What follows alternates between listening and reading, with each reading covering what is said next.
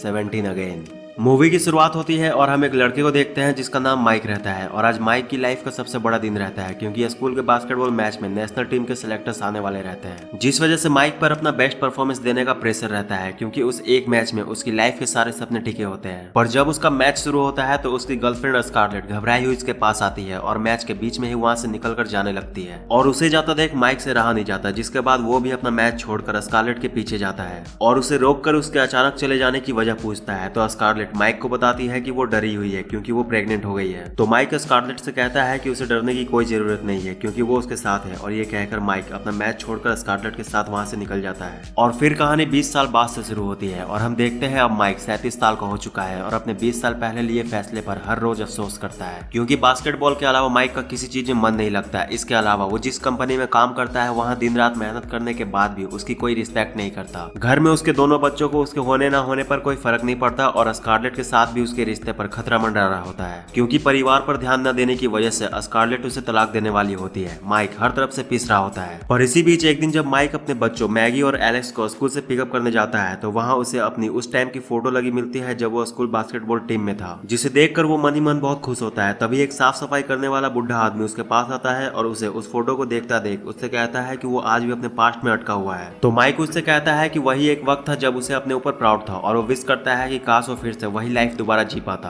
पर तभी उसकी बेटी मैगी वहां आ जाती है, जिसके बाद माइक उसे और एलेक्स को अपने साथ एक रेस्टोरेंट में ले जाता है और वहां उनसे बात करने की कोशिश करता है पर दोनों उसे इग्नोर करते हैं। और जब माइक घर आता है तो स्कारलेट से भी उसकी फिर से लड़ाई हो जाती है, जिस वजह से माइक खुद को और कोसने लगता है और फ्रस्ट्रेट होकर अपने एक दोस्त नेट के पास जाने के लिए निकल जाता है जो कि एक साइको रहता है पर बहुत अमीर रहता है। इसी बीच रास्ते में जाते वक्त माइक को स्कूल वाला बुढ़ा आदमी फिर से दिखता है और वो एक ब्रिज पर खड़ा होता है, जिसे देखकर माइक को लगता है कि वो सुसाइड करने वाला है। तो वो उसे रोकने जाता है पर उसके पहुंचने से पहले ही वो पानी में कूद जाता है, जिसके बाद माइक दौड़कर पानी में देखने जाता है और तूफान की वजह से वो भी पानी में गिर जाता है। जिसके बाद जब वो पानी से निकलकर नेट के घर आता है और खुद को साफ करने जाता है तो खुद को शीशे में देखकर डर जाता है क्योंकि वो 37 साल से वापस 17 साल का हो गया रहता है। जिसके बाद वो नेट को जाकर सारी बात बताता है पर पहले नेट उसे देखकर कोई और समझता है और उससे लड़ने लगता है। पर जब उसे यकीन हो जाता है कि वही माइक है तब वो उससे कहता है कि उसके मुताबिक किस्मत ने उसे दोबारा चांस दिया है अपनी लाइफ की पिछली गलतियों को सुधारने के लिए। नेट की बात सुनकर माइक अपनी लाइफ की सबसे बड़ी गलती याद करने की कोशिश करता है और उसे वो पल याद आता है जब उसने स्कारलेट के लिए अपने बास्केटबॉल के इंपॉर्टेंट मैच को छोड़ दिया था। जिसके बाद माइक नेट से कहता है कि उसे पता चल गया है कि उसे अपनी कौन सी गलती सुधारनी है पर उसे इस काम में उसकी भी मदद चाहिए। दरअसल माइक का प्लान वापस अपने उसी स्कूल में एडमिशन कराने का रहता है ताकि वो फिर से बास्केटबॉल खेल सके और एक बहुत बड़ा बास्केटबॉल चैंपियन बन सके और इसके लिए वो नेट को अपना बाप बनाकर अपना एडमिशन करवाने स्कूल लेकर जाता है। पर नेट माइक की इस हरकत से चिढ़ा हुआ रहता है क्योंकि उसकी शादी नहीं हुई रहती और उसे सबके सामने माइक को अपना नाजायज बेटा घोषित करना पड़ता है। पर नेट का मूड तब बदल जाता है जब वो उसके स्कूल के प्रिंसिपल जेन को देखता है,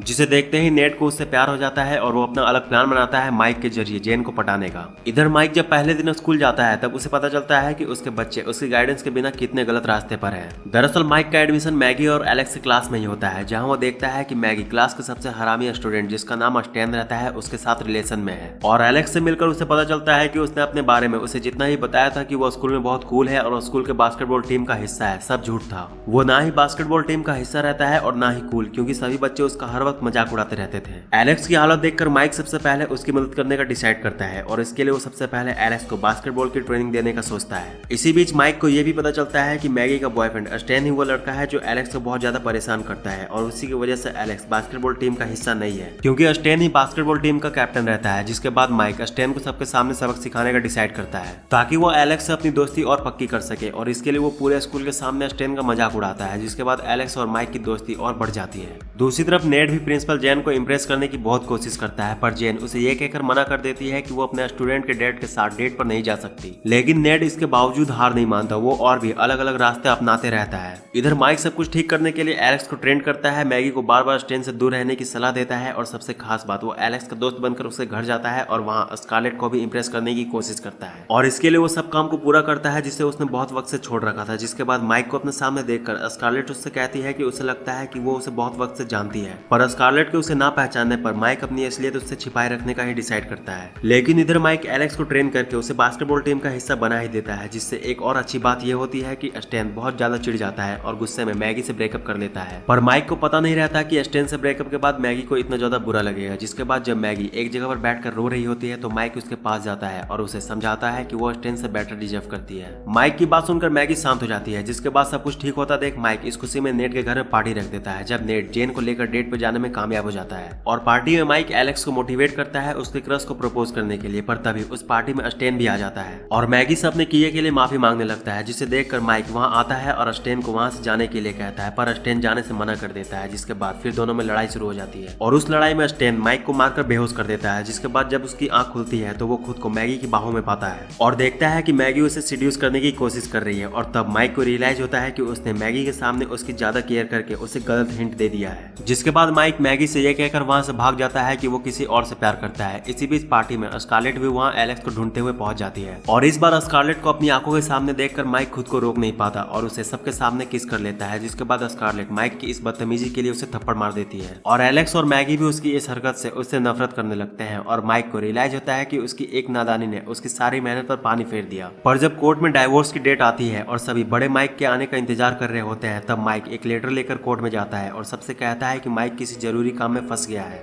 जिस वजह से उसने स्कारलेट के लिए एक लेटर दिया है जिसे वो पढ़कर सभी को सुनाना चाहता है। जिसके बाद माइक स्कारलेट से बहुत सारी इमोशनल बातें करता है और आखिर में ये कहता है कि माइक उसे डाइवोर्स नहीं देना चाहता और ये कहकर वो रोता हुआ उस लेटर को फेंक कर वहां से चला जाता है। और उसके जाते ही स्कारलेट जब उस लेटर को उठाती है तो देखती है कि वो कोई लेटर नहीं था बल्कि उस कोर्ट का एड्रेस था और ये देखकर स्कारलेट समझ जाती है कि कुछ गड़बड़ है। इधर स्कूल में माइक के सामने फिर से वो चांस आ जाता है जिसे गंवाने का अफसोस वो पूरी जिंदगी मना रहा था। माइक के सामने फिर से सेलेक्टर्स बैठे हुए होते हैं और कुछ ही देर में होने वाला मैच ये डिसाइड करने वाला होता है कि माइक एक बास्केटबॉल चैंपियन बनेगा या नहीं। पर माइक के मन में कुछ और ही चल रहा होता है, उससे स्कारलेट को खोने का पछतावा हो रहा होता है। जिसके बाद जब स्कारलेट एलेक्स के मैच को देखने वहां आती है तो माइक उसे फिर से वही फ्लाइंग किस देता है जो वो हर मैच से पहले अपने वक्त पर दिया करता था, जिसे देखकर स्कारलेट को पूरी तरह से यकीन हो जाता है कि वो माइक ही है। पर कंफर्म करने के लिए वो पिछली बार की ही तरह इस बार भी स्टेडियम से उठकर बाहर जाने लगती है, ये देखने के लिए कि वो उसके पीछे आता है या नहीं। जिसके बाद स्कारलेट को जाता देख माइक को भी ये रियलाइज होता है कि उसकी लाइफ की सबसे बड़ी गलती ये नहीं थी कि वो बास्केटबॉल चैंपियन नहीं बना,